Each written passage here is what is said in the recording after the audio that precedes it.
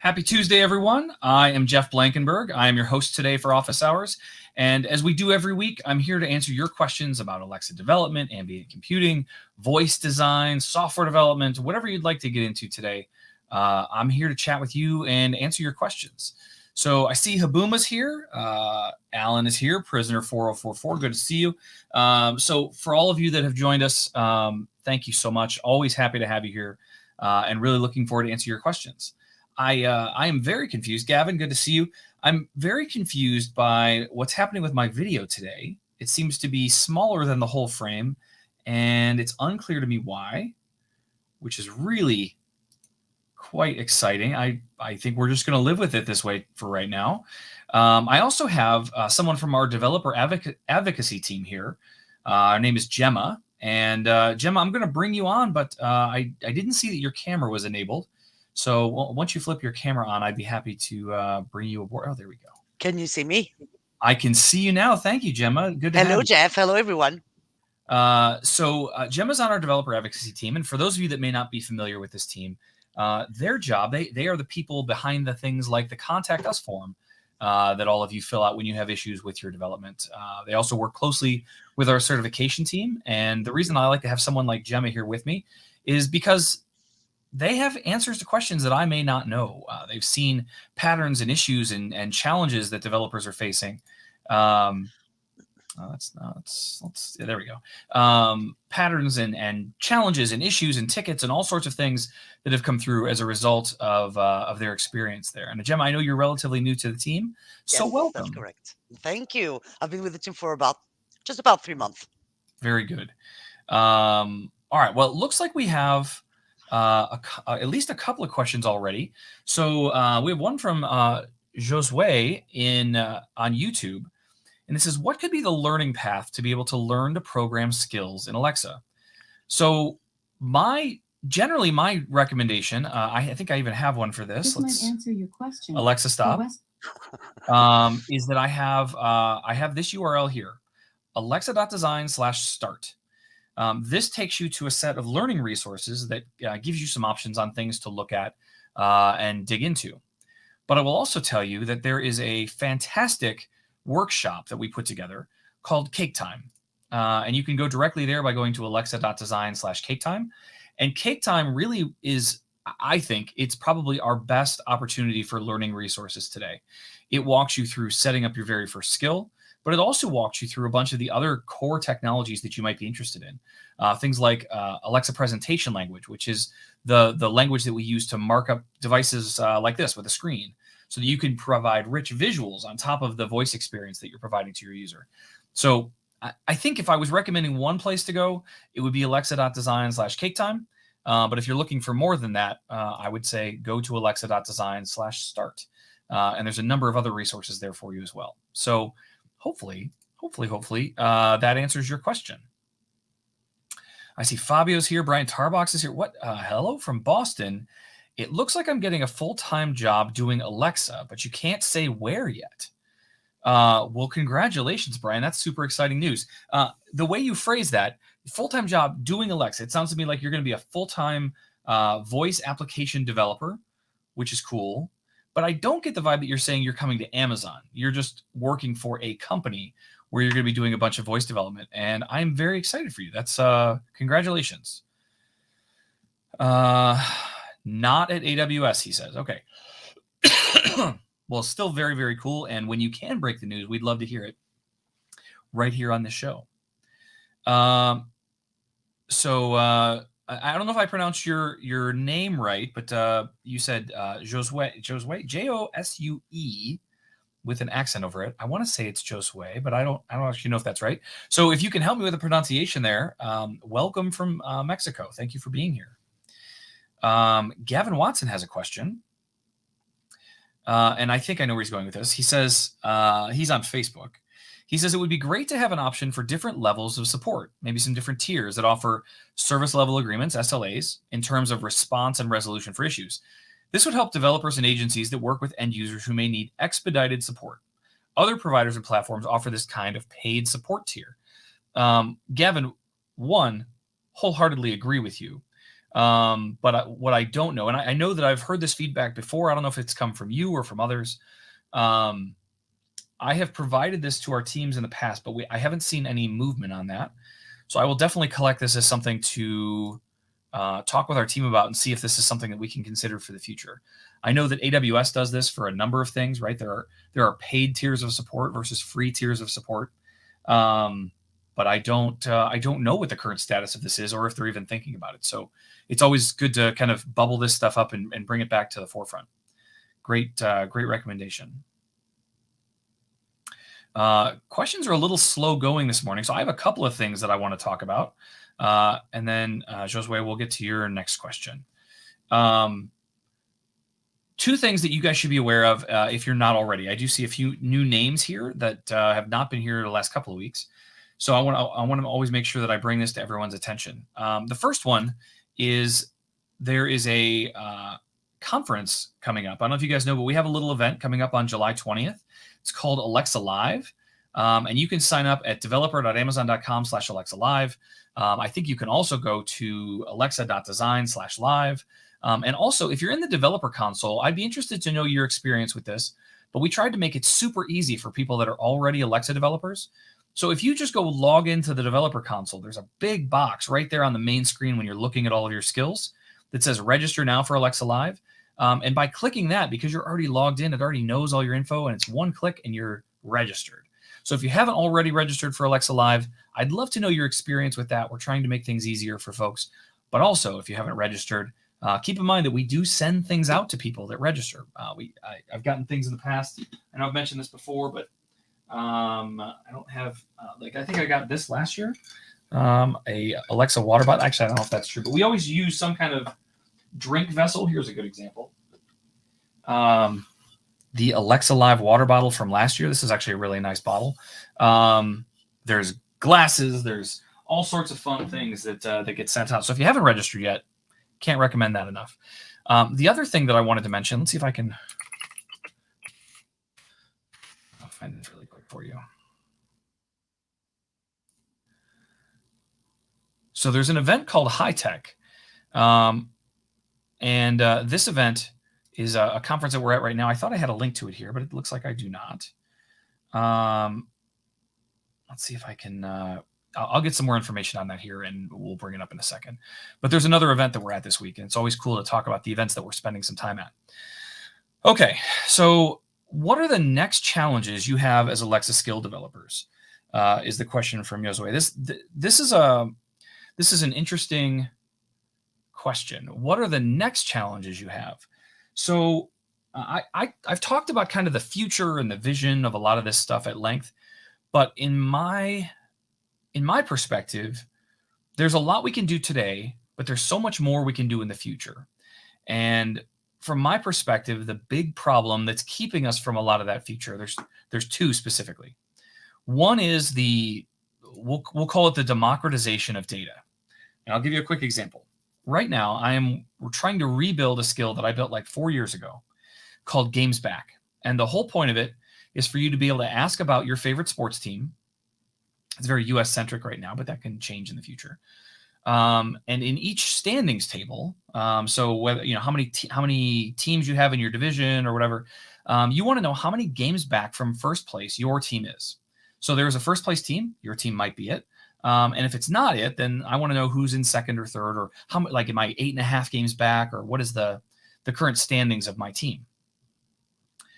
It is impossibly hard to find a accessible API that will provide me that data on a live basis, right? I mean, it doesn't change that often, but for something like baseball here in the United States, teams play every day, or at least almost every day. And even if your team doesn't play, the team that's near them in the standings might play, which can also affect these things. So I need access to that data to be able to build cool things that can give me all sorts of cool information and updates and whatever. The real trick with all of this, of course, is that everybody wants to lock all their data down. They want to keep it. They want to charge you for it. And as a result of that, everything is much, much harder to do. So we need access to data in order to provide the kinds of experiences that we want our users to have. And this probably is a broader problem than just for voice. But when you attach that to my second issue, which is context, context becomes the bigger problem. Context is the thing that makes voice unbelievably magical. And not because like, hey, I can talk to a thing and it can give me information, but because it can start to anticipate and predict what you'll need and when you'll need it. Let me give you a couple of examples. When you leave your house today, you hop in your car, you drive away, your house, your phone, your car, some of those things may realize that you left, right? There's motion sensors in cameras that you may have on your house. Your car may have some smarts built into it. Your phone certainly knows its geolocation. But is anybody anywhere recognizing that, like, hey, Jeff left his house, I should close his garage door? I forget that sometimes. Or sometimes I have family members home and I'm like, I can leave it open, it's no big deal. But I don't close the garage door. And as a result of that, sometimes I leave it open when there's no one home. Or the worst is when you get home and you have like a armful of groceries and you walk into your house and you forget to close the garage door. And then you go about your night and you watch some TV and you go to bed. And then what happened to me a couple of years ago is that at 2 a.m, I got a really loud knock at my door and aggressive doorbell ringing. And so it's 2 a.m, right? So I like kind of brush my eyes, run downstairs to see what's going on. And there's 2 policemen at my door. Well, you can imagine my heart starts I'm freaking out, right? What's going on? And they were like, hey, nothing's wrong. We just want to let you know that you left your garage open. Which I guess I appreciate it, right? Anyone could have walked not only into my garage and taken anything that was in there, but the door inside my garage is never locked. So they could have walked right into my house. It was wide open. While I appreciated it at 2 a.m, that's a pretty aggressive way to wake someone up. But my house should be smart enough to recognize that, like, hey, Jeff's probably sleeping. Jeff's family is probably sleeping. I should close the garage for them. It's after 11 p.m. The garage door is still open. I'm going to close it for them. These kinds of predictability and kinds of context, the context around you and your life, are things that we don't have a lot of capabilities for today, but that are the absolute future of where voice is going to go. So that was my long monologue on context and data. But those are the things I think that are the next challenges we have, is how do we solve those problems? Okay, that was a lot. And now I wish I had some water. Okay, so Winghaven RC on Twitch says, can you use Directive Service Client in conversation API handling? This is Alexa conversations we're talking about. I know that you can either send a directive or a response, but it's not quite clear whether this is supported using a conversations model. I think you are correct. I don't believe that you can send both. You can send either a conversations directive or a response, but I don't believe that you can send either. And Winghaven, I'd probably need, if you can share it later in the chat, that would be useful. But I'd love to know if you can kind of illustrate the scenario. Like, what is the thing you're trying to do, and help me understand that? Because at a minimum, then maybe I can talk with the product teams about how we solve problems like that in the future. That's always very useful. Fabio wants to talk about tasks. My feature challenge is I use Alexa AI in Portuguese to make a fluid conversation and know how I can build a skill. Looking for the more context, Fabio. So you want to talk about tasks? I'm happy to talk about tasks. If you want just a general idea of what they are, we can do that. But at a base level, when we think about tasks in a skill, custom tasks, what we're really talking about is we have identified very specific entry points into our skill that a user might want to start at. And so when we define custom tasks, they originally started as a way for one skill to call another skill and jump right into a very specific experience. I'll give you a quick example. Let's say we have a pizza ordering skill. And if you just open the skill, it says, hey, welcome to our pizza place. We have this, this, and this. You can say this for locations. You can say this to start ordering. Or you can say this to get our phone number. All right, that's a pretty common intro. But if I'm in a skill that says, hey, if you want to order a pizza, let me know. When we take you to the pizza ordering skill that's over here, we don't want to welcome you and do all the nonsense. We want to take you to the pizza ordering task, that process within inside your skill. And as a result of that, that's what tasks created are defined to do, is to define entry points into your skill that allow a user to go do a very specific thing. You could also see this for banking, right? I want to make a deposit or I want to pay a bill. It allows one thing to call into your skill to directly go to that specific task. So that's the general idea behind tasks. We can take that a step further as we start thinking about things like routines and other pieces. Now routines can point at specific custom tasks, but it really is all about pointing to a very specific activity or pathway inside your skill. So hopefully that answers your question, Fabio, but let me know if you needed more. Okay, I'm going to have to actually grab some water here. My voice is deteriorating quickly. I have a bottle right over here, so I'm going to grab it, and then I'll read the next question.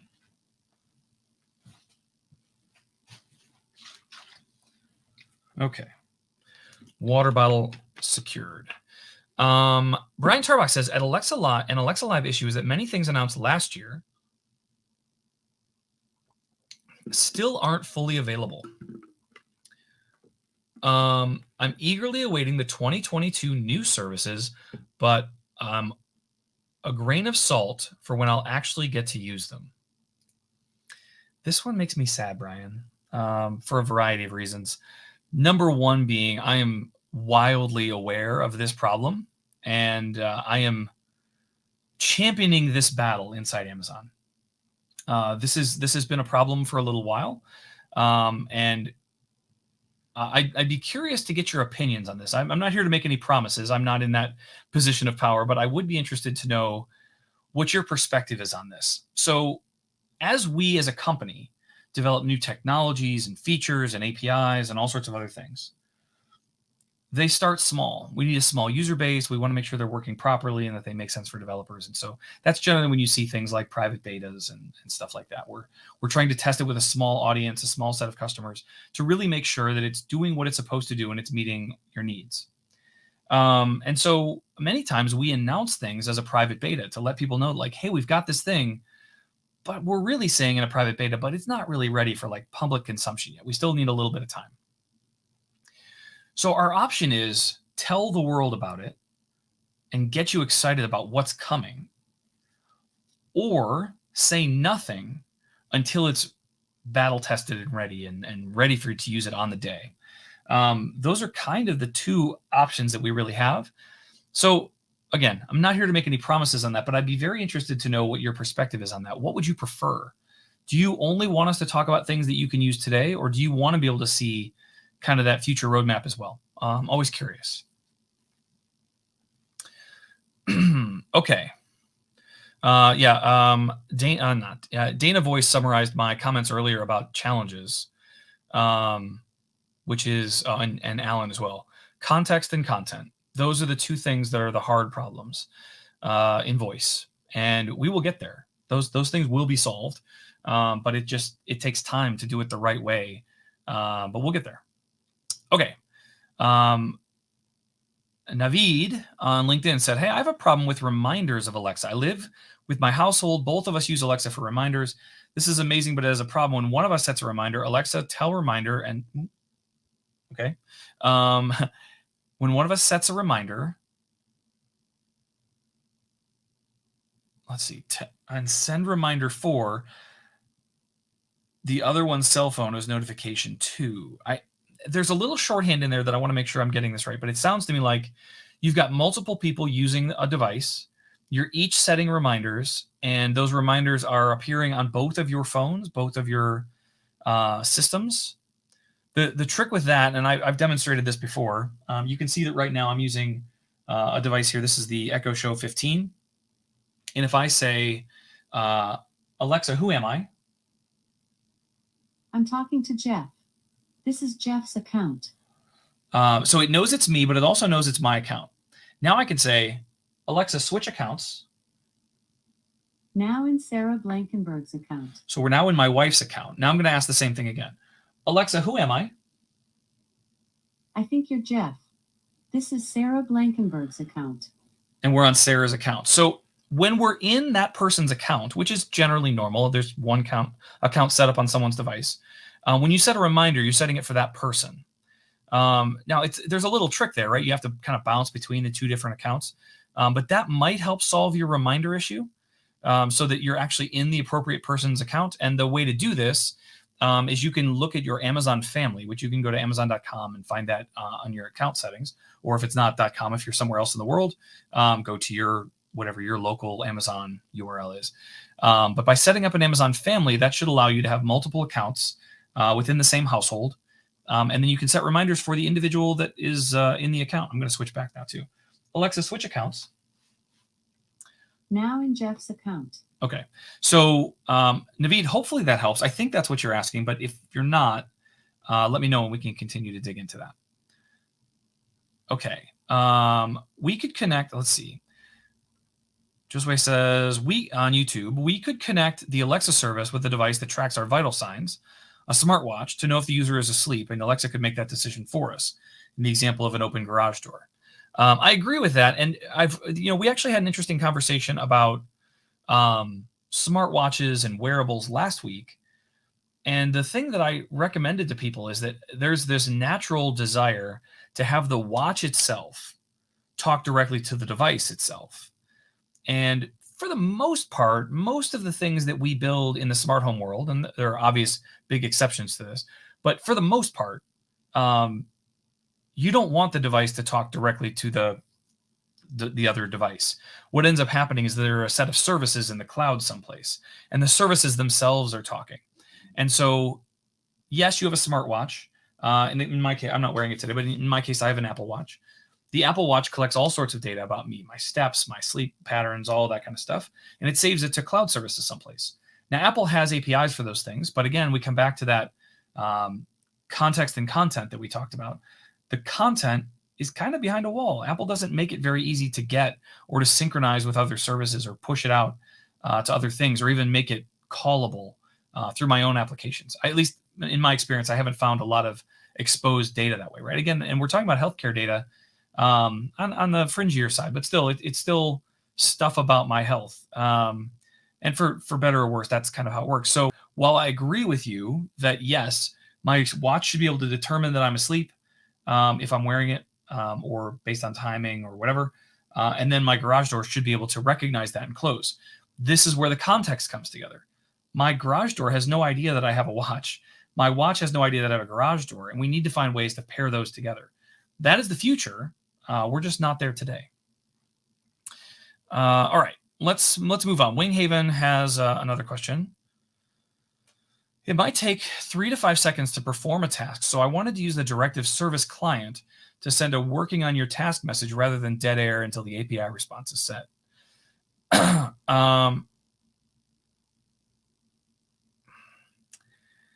The only way that I know of to be able to do this, and I'd have to dig in more. Alexa Conversations is like I've used it enough, but not enough to be like what we call it, fluent.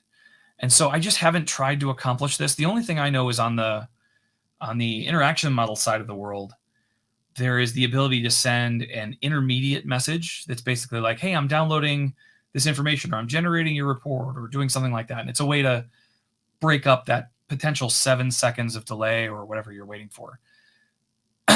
So there is a way to send that kind of message. But what I don't know is, as you start mixing that with Alexa Conversations, can you do both at the same time? And I don't know the answer to that one. I'm going to mark this as I'll look into because I don't know. Alan on Twitch says, maybe this is something I need to read up more about, so I would love a pointer. But it sounds to me like intent handlers, actions, tasks, and events are all pretty much the same thing. Is there a difference? Yes, there is a difference. A task, as we've talked about earlier, generally points to a intent handler or an intent. So there is a series of intents. The intent handlers themselves are generally code blocks that are told to execute when a specific phrase is uttered and Alexa recognizes that a specific intent that needs to be handled. So, if you the skill I'm building right now with these sports teams, if you say the name of a city or a sports team, it goes to a specific intent called the team intent. Alexa recognizes that as part of the black box Alexa Cloud engine, and it passes out a JSON document to my code that says, hey, they want the team intent. Do the team intent thing. And here's some extra information about the team they said or city or whatever. So the intent handler is just a code block that I said, hey, I want to run that code when this intent happens. But a task is really just an external way to point to a specific handler. If events are a little different, we don't really have a event handler model with Alexa. There are ways for you to do what we call skill backgrounding. I use Uber as a good example for this. You talk to your device and you're like, hey, I need a car. And it says, okay, cool, I'm going to find you a driver. And then the skill actually like dehydrates itself, puts itself in the background. It's not running, you're not talking to it. And when their API says, hey, I found a driver for Jeff, then it has permissions to rehydrate itself and speak back to you and say, hey, I found your driver. Even if you're in the middle of something else or using another skill, it can pop up and say, hey, I've got a car for you. It'll be there in 30 seconds or whatever. So that's the only real kind of event-driven model we have. There isn't a whole lot of things like we think of with normal web or application development where you have event handlers that are like button clicks and all sorts of things like that, because we don't have an interface for the most part. And when we do have an interface like this, those APL event handlers are similar to intents in that they generate a JSON document that gets passed to your code that you have some handler to handle it. But I don't know that they're necessarily similar. They have different purposes, different kinds of payloads, different kinds of metadata. So I think you could draw some parallels, but I don't know that I would call them the same. So Alan, I think this is probably an interesting thing to dive into. It actually feels like this might be a cool blog post or a series of tech docs to really talk about what those things are. But I don't have like a place I could point you right now to really define the differences. But I think that might be worthwhile to look into. Okay, Winghaven. So you are pointing to the progressive response API. That's the thing that I was thinking of.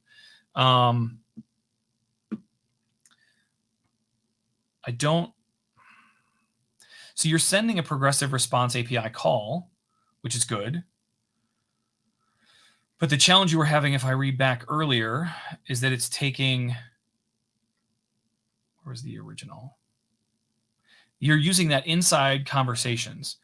And so the way that I understand it and the way that I've experienced it is that if you're in Alexa conversations and you send what is more like an interaction model directive, that you're basically handing off the control of Alexa conversations to the interaction model kind of dialogue, and that there needs to be a new handoff back, which means for something like the progressive response, you probably can't use that in Alexa conversations because you wouldn't have I don't think you'd have the ability with progressive response. It's a one way. There's no like waiting for a user interaction or anything. So I don't think there would be a way to pass it back to Alexa conversations. Again, I have this mark to look into, but that's the vibe I get is that that's probably not doable. For better or for worse, I hate giving that kind of answer, but that's what I've got. Do you happen to know, Gemma? Do you have any experience with that kind of pass back and forth? I hate to leave you just on the sidelines here. If you have some thoughts. No, not really. I haven't seen any. I haven't experienced any discussion like that with certification team or whatsoever. But we can look into it. Yeah, for sure. That's on my list of things to dig into. Okay, Oxygen Box on Twitch says, using voice permissions, Alexa takes over and eventually prompts the user to authenticate by saying, my code is, followed by the 6-digit code that got texted. However, at this point, the mic is closed. Is there any way to change this so the mic remains open? If not, shouldn't the prompts be like, say, Alexa, my code is? It seems like a poor UX that developers cannot change. The user is being explicitly prompted to say, my code is, but in fact, the requirement is, Alexa, my code is. This is a really significant problem if that's the case, because you're right. Waiting for that text message is almost always going to time out the device anyway. So there's no chance your skill is going to stay open. The permissions dialogue generator is not something you control anyway, so you couldn't like play some waiting music or some silence or anything like that. Oxygen box, let me look into that. That's potentially a very big problem. Yeah, I see that. I'll have to try to play with that, but I'll also talk with the team about what their thoughts are and if they've run into any issues with that one. Alan, related back to private betas. He thinks folks are okay with private beta, but we'd also like to hear how that progresses over time. So after something's in private beta for 3 or 6 months, it might be good to hear something like, we're growing the private beta, we're still working on this. We like roadmaps, but private beta makes it sound like a cul-de-sac. Very great term. I like that. This is another issue. You guys may have noticed this. We have had a fair amount of churn on our team. And as a result, there are some web pages that used to get updated on a pretty regular basis.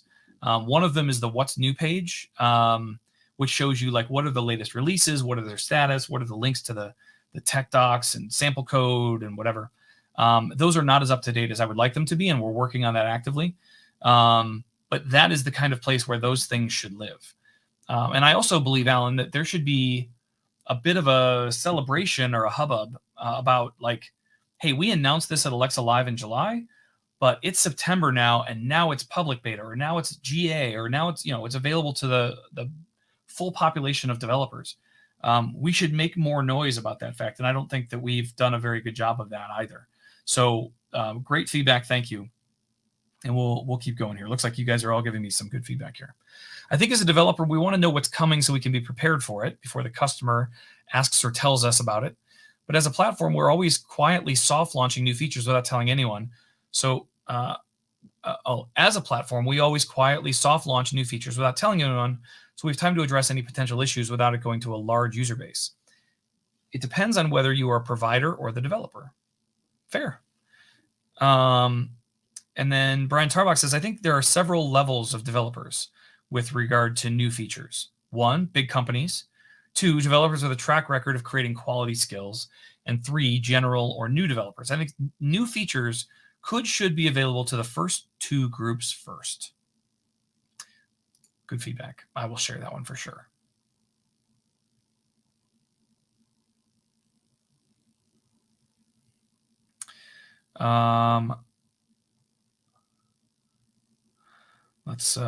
Odomalam on YouTube says, I am African. I have an Alexa skill in development, but during testing, it doesn't recognize the African accent. That is a problem. Yes, there are a couple ways to go about this. So I assume what you're referring to is that you're speaking English, but with an African accent. The best way that I can recommend to try to solve this, and this is unfortunately an individual by individual process, is that inside the Alexa app, there is the ability to do, I think it's called voice training. I'm actually going to try and open the app here and see if I can find that while we talk. But this voice training allows you to read a few sentences directly to your device. And as a result of that, I want to see if I can find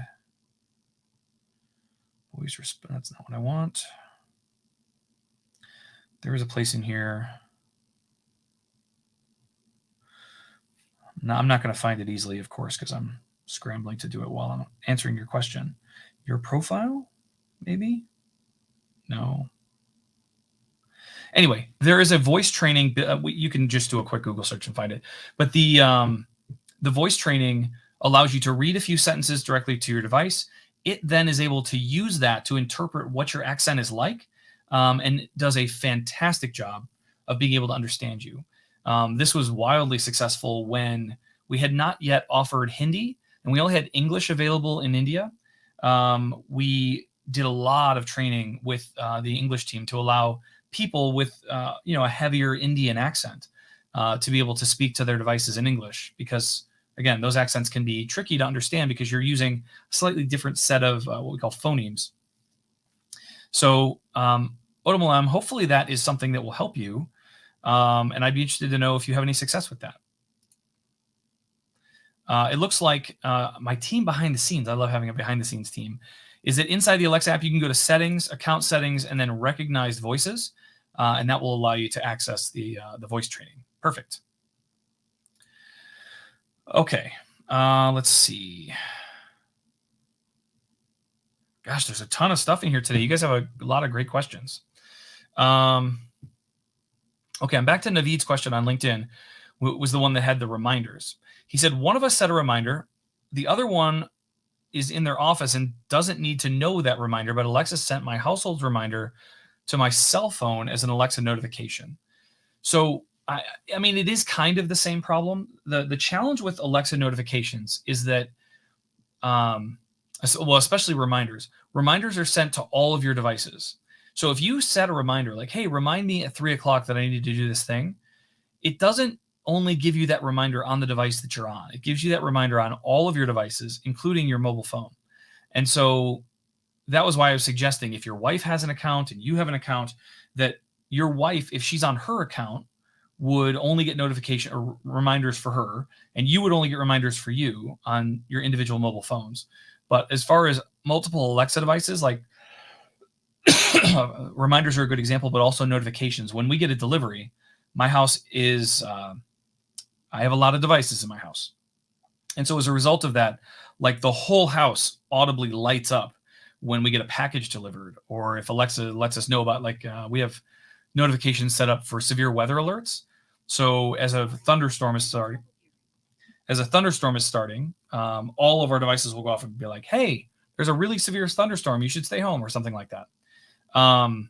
So I think it is kind of the same problem, but I don't believe that there's a way to specify that you remind me only on one device.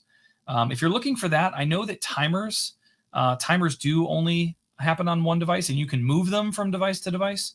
But as far as reminders go, they're expecting that you may be anywhere in your home, and so they remind you on all of your devices. Okay. Oxygen Box says, can you reintroduce Gemma for those that arrived a little late? Of course. So for those of you that don't recognize the face that's next to me, this is Gemma. She is on our developer advocacy team. And for those of you that haven't seen some of our DAG folks, developer advocacy group, they are responsible. They're the people that hide behind things. Hide's the wrong word, but they're behind the scenes on our forums. There are a number of them that are happening in our Slack channel. You may see some of them start to reach out to you there. And certainly behind the Contact Us form that many of you have probably used before. Mm-hmm. So, Jim, I don't know if you have anything else you want to add. I know you said you've been here a couple of months, but I've been with the DAG team for about 3 months or so, with Amazon for much longer, but new to the DAG team, almost new. Yes, Jeff is absolutely right. You can contact the team using the Contact Us form from your developer account, and you can reach out to us on anything that it's account name changes, help with invocation name issues, help with example phrases issues, help with certification feedback that you receive, all that kind of things. We're here to help you. Perfect. I'm so glad you're here. And it really is good to have that kind of team. And so, Jim, I'm curious, where are you located? I'm located in Seattle. Seattle, excellent. We've had a number of folks from your team across Europe and other places. So we have 2 different sites in Europe and here in the US. Yes, correct. Very good. Well, welcome to the show. I'm glad you're here. Thank you. All right. So here's another good question from I want to say it's Josue. I don't know. He hasn't given me clarification, so we're going to go with that. He's here from Mexico. Can Alexa have a future in education? How do you think it could be the future in this specific area, and what would be the path to take if it were possible? So there's actually a number of initiatives being done around education today already. One of our Alexa champions is actually a prominent vocal advocate for voice in the classroom as well as outside the classroom. Her name's Julie Daniel Davis, and she's done a remarkable amount of work on kind of advocating for voice in the classroom. There's a number of ways that we see this be successful. One, if you think about a standard classroom setup, you have one teacher and let's say it's 25 or 30 students. The teacher has to teach to the group. And so if there are a few that are a little slower than the others and a few that are more advanced, generally the teacher has to kind of keep it in the middle and try to bring everybody along for the journey. When we think about things like voice, though, teachers can let students go over to a voice device, maybe with headphones or something like that, and allow them to move at their own pace. So the device can recognize them by voice or by face, depending on the technology that's available. And they can know what a student's actual educational level is. And so if we're working on something like multiplication, generally we introduce kids to multiplication by starting with numbers up to 5, right? So what's 2 times 5, what's 4 times 4, those kinds of smaller numbers. And then once they've mastered that concept, then we move them up generally to about 12, so that they have mastered, all multiplication permutations between 1 and 12. Beyond that, it's generally expected that you understand the concept so you can figure out the multiplication for 26 times 42 or whatever. These kinds of educational milestones, though, those can be translated to an application. And we see this in a lot of like web and tablet-based software today, where a kid has some sort of achievement level. They've met a specific bar, they've demonstrated mastery, and allow them to move beyond that. By communicating with voice, you can start to bring this level to make it accessible to students that may not be able to read yet, that may not be able to do some of the things, or maybe even in situations where they have specific disabilities that prevent them from being able to do those things. Voice is still a very natural, interactive way to be able to communicate with a device and any kind of educational software. So I think that there is a huge opportunity both in at-home education, whether that's homeschooling or just like homework when kids are out of the classroom, or in classroom education. It gets a little trickier, right? Because you don't want 25 kids all talking to different devices. But there are opportunities in many classrooms to send a few kids off to a lab or some kind of other thing to have some more extended educational opportunities with this kind of technology. So yes, I believe that there is a very big opportunity for education.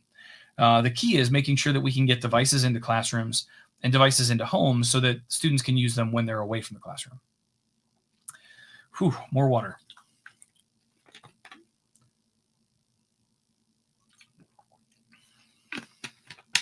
Okay.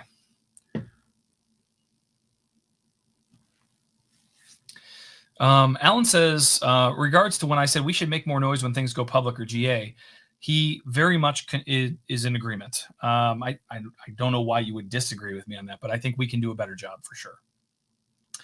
Habuma is commenting about how we talked about tasks versus intents versus events versus other things. At a high level, he concedes that they're all somewhat similar, but in all cases, something happens, and now your skill must handle it. And then a handler is written to approximate the same way. But they are sourced and have very different purposes depending on what that thing actually is. It's kind of, and then he expands to, it's like saying cats, dogs, and fish are all the same things. They're all animals and they're often kept as pets, and you may even feed them similarly, but they are very different things in other ways, as anyone who's ever had a cat, a dog, or a fish can attest. Agreed. Very, very good analogy. I like that, Habuma. And with that, we are at 43 minutes after the hour, and we have hit the end of the questions. That does not mean I'm hanging up or that we're going to end the session. We'll stay here through the whole hour, but I do have, because of my behind the scenes crew, I have a URL that I can share with you. So we'll do that first. This is the see if we can get to the chat. This is the high tech event that I was mentioning earlier that we are at. This is the high tech HITEC, and it excuse me. It is specifically focused on smart home and hospitality and that industry of technology. And so it's down in Florida. It's in Orlando. It sounds like a terrible place to be right now. My brother's actually down there at Disney right now, as well as a few other friends.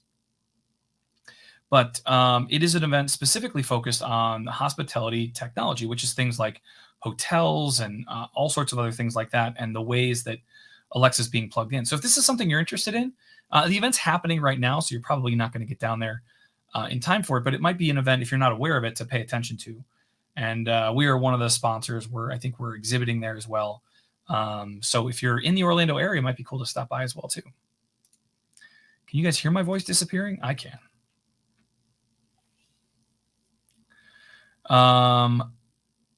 Oh, interesting. So Josue says, I'm currently working with a group of psychologists to create an app which brings the therapist closer to the patient in order to receive their therapy.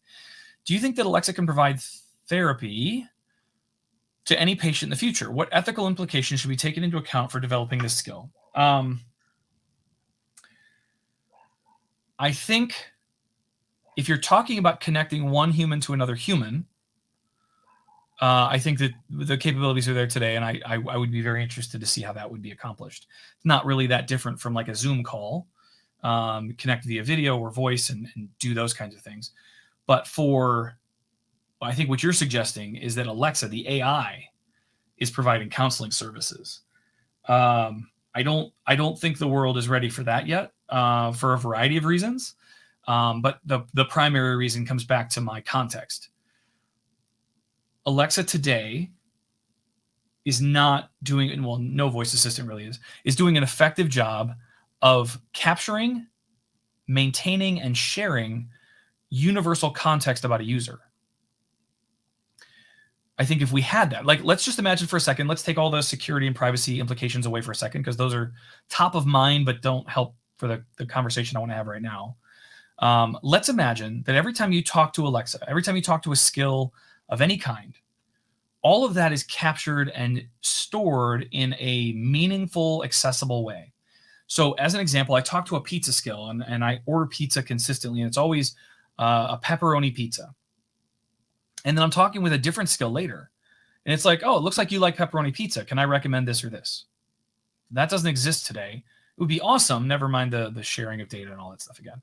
Another example is that I tend to tell Alexa that I'm sad a lot, or that I'm not feeling well, or that I'm sad, right? Like those kinds of things. In one context, maybe you're just saying it, right? Like, Alexa, play me some happy music because I'm sad right now, right? Like that. Alexa, stop. Happy. But so those kinds of things have meaning, though. And that if you could take that kind of context and boil that down into a very specific set of contextual data that would be accessible by any skill, any experience, skills could provide a lot more value. But on the flip side, do you want your bank to know you're sad? Do you want your pizza company to know that you just had a breakup, right? Like all of these kinds of things, it gets fuzzy and weird a little bit. And there are some great ideas about how we would build this and how it would be managed. But it is important to think about just how cool it could be if our digital assistants, like Alexa, could know everything that we know, could have access to all of that information and use it in a positive, constructive way, right? Let's take out all the evil attack options that we could possibly think of. If you think about it from the happy side, I think that there's a lot of really good societal benefit that could come from this, but we have to weigh that against what the privacy and security and bad applications of this are as well. So no, I don't think we're going to see AI therapists anytime soon, at least not in the next 5 or 10 years, I wouldn't imagine. But do I think that I'll see them in my lifetime? Yeah, I think so. All right. Dana Voice wants to know, what is the reaction within Amazon to Google sunsetting conversational actions? Does anything change? This is a tightrope of a question. But I will tell you that it doesn't have any effect on us. And I think you'll see a good reflection of that at Alexa Live. We are still very much charging forward. We very much believe in the future of voice and certainly of all of you, the success that we are hoping all of you will have as a result of building applications for Alexa. I think you're going to get a really good feel for just how committed and invested we are as part of Alexa Live. That being said, I don't have anything to offer or share or any perspectives about Google. I think it was, from my own personal perspective, I think it was good to have big communities of people thinking about this problem from slightly different directions.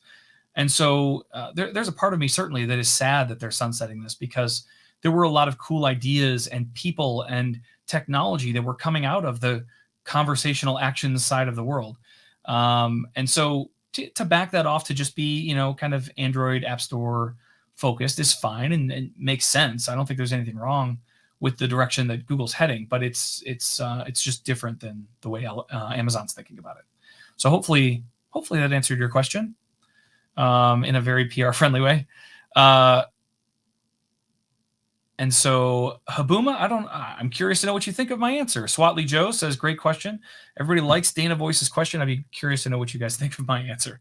All right. I have made it back to the end of the list. But I'd be happy to have more discussions about that specific topic or other things in our in our last 10 minutes.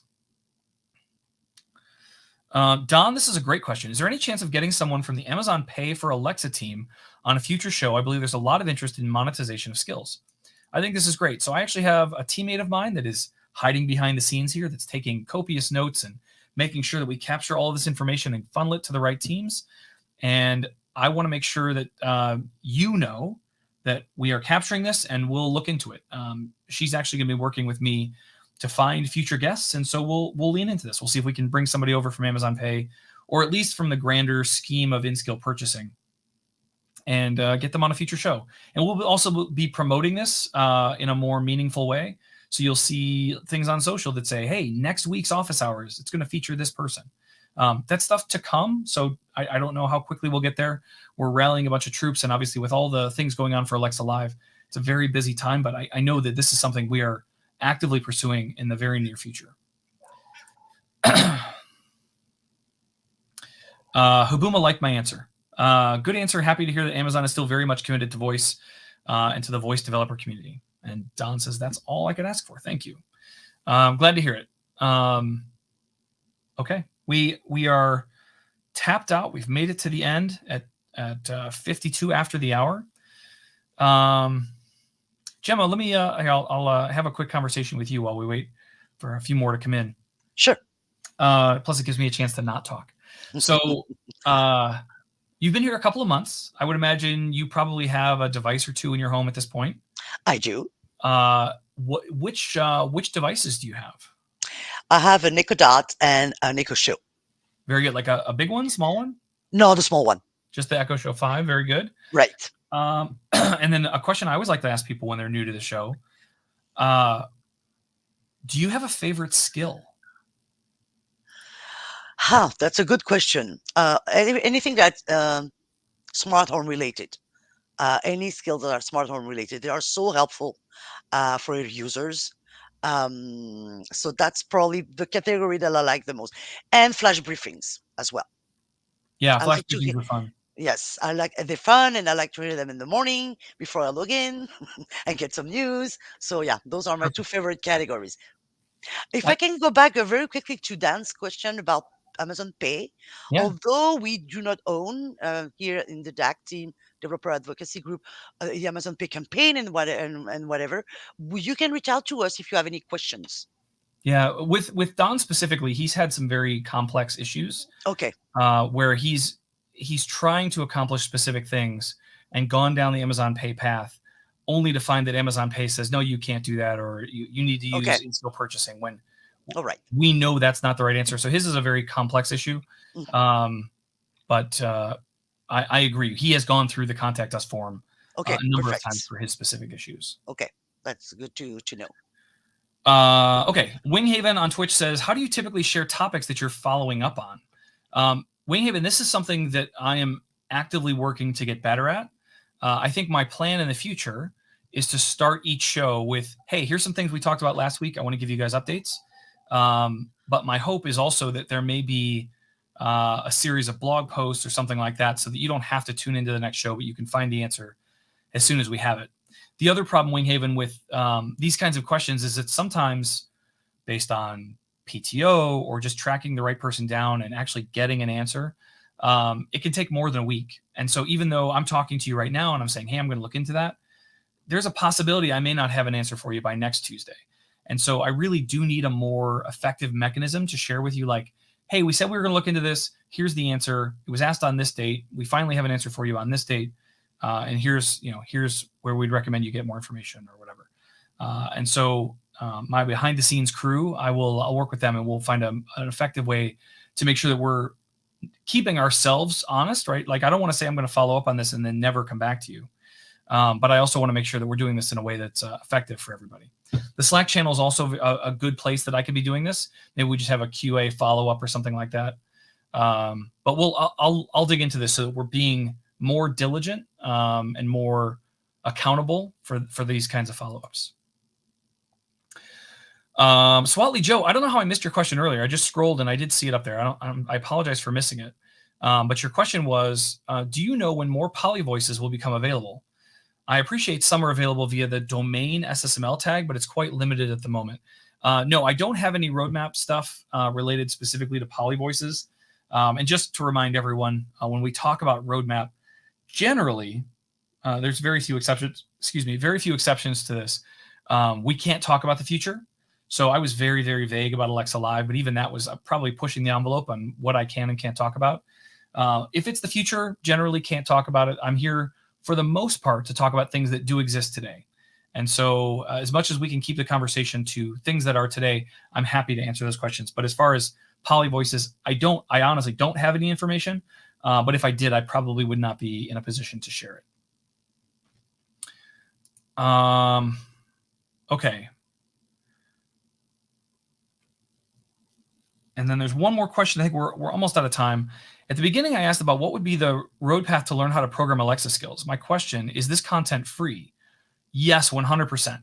The Cake Time thing that I shared, as well as going to alexa.design/start, all of our resources are free. And in fact, an important thing for everyone to know, if you don't know this, is that you should not have to spend a single cent to build anything for Alexa. We offer a number of ways in which you can build a skill, none of which should cost you any money. One is you can use, going to the developer console, you can build what we call an Alexa hosted skill. This provides you with an AWS Lambda function, a DynamoDB database, an S3 bucket to host files, as well as CloudWatch logging and all that stuff. You don't need a credit card. You don't need to sign up for anything. You don't need to even put yourself at any risk for cost. All of that is completely free to set up. If you want a little more flexibility, there are some restrictions to how and what you can do with your Alexa hosted resources. But if you'd rather use AWS resources, the services that Alexa uses, AWS Lambda, Dynamo, and S3, they all have free tier limits. And these aren't like first year stuff. This is recurring. Until you hit a specific threshold, you don't pay anything. And for Lambda specifically, which is the heavy lifting of an Alexa skill, your first million invocations are completely free. And so for someone to use your skill 1 million times in a month is a pretty significant number. And so for most skills, you don't pay anything. And I think the second million set of invocations on Lambda might cost you $5 for that whole month. So it's very, very affordable. By the way, if you have 2 million invocations of your skill in a month, I hope you're making some money. You should be able to monetize that audience in some meaningful way. So it should more than cover your $5 expense. But that being said, that includes the other AWS resources as well. If you're building a small skill that doesn't have a gigantic audience that's being used all the time, for the most part, skill development is going to be free. All of our developer tools are free. Our APIs are free. So you shouldn't find yourself needing to spend money of any kind to build an Alexa skill. Now you can, right? If you want to get a voiceover actor, if you want to buy a bunch of sound effects to use for your skill, you can spend money, but it's actually not going to be with us. In fact, we even offer a library of about 5,000 different sound effects that you can use for free inside your Alexa skill. So all things to look into. There's tons and tons of resources, but if you're spending money, you're probably doing something wrong, is my perspective. Okay. And then Oxygen Box said, speaking of not spending money, what's the deal with developer credits?